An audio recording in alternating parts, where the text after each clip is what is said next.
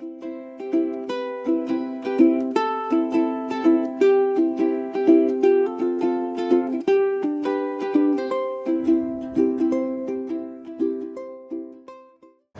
Centipede. We're at Perfect Image Tattoo and Piercing, 691 Richmond Street. What is the hardest thing that you've ever overcome? I think it was getting over my ego, just letting go and allowing the amount of time that I needed to work on myself to be better for people around me that I cared about. So allowing myself to mindfully rest, to take a break from creating and drawing, and then just letting go. Relaxing and resetting the proper way. That took a lot of unlearning and adapting. Allowing myself to be a different version from that healing and resting. I come out a different version. I'm able to communicate better. I'm able to think easier. I'm able to process things better. It just comes with so much unlearning. And yeah, it's taken a long time. I'm just now finding my rhythm to find myself. How did you get through your hardest days of depression? One of the things that have really helped me recently too is going back to my roots, what made me happy in the first place. So, you know, I've been back to pen and paper. I've been, even with Travis, like really encouraging me to use the iPad, and it's really changed things. And I was such a caveman for so long and kind of ignorant about it, and unlearning again a bunch of things that I was stuck in with my ego and with things that I was used to and comfortable with. And I think, and I know we've talked a lot about that in the past, about being comfortable with what feels safe, was never something that I felt like I could progress forward in. And I think just going back to pen and paper recently and even making prints has been really, really exciting, because it's just coming back to why I wanted to tattoo in the first place. And that's just, it was always just what I felt like I was meant to do, which was very close to my heart. Have you ever experienced grief or loss? And if so, how did you deal with the healing? When I lost my dad, that was really, really tricky. That was about 4 years ago now.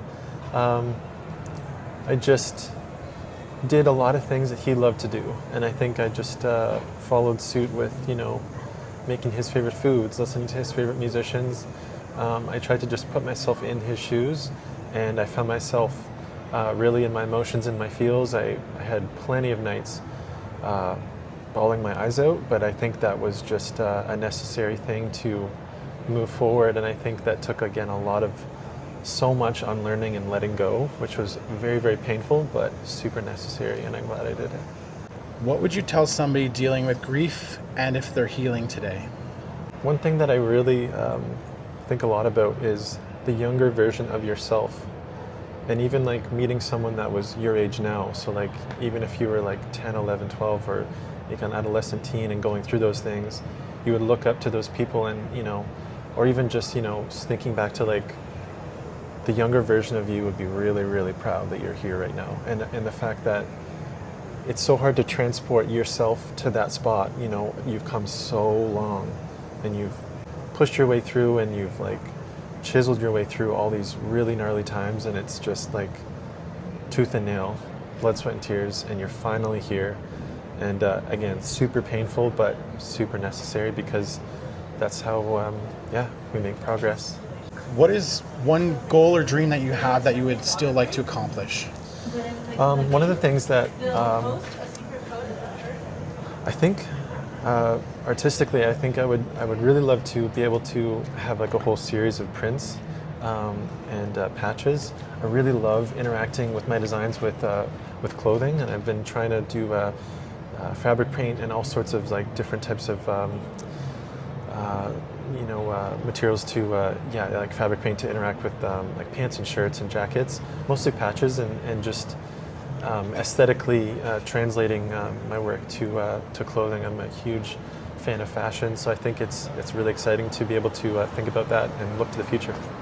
What's one thing or hidden talent that you wish people knew about you that they don't know? That's a fun question.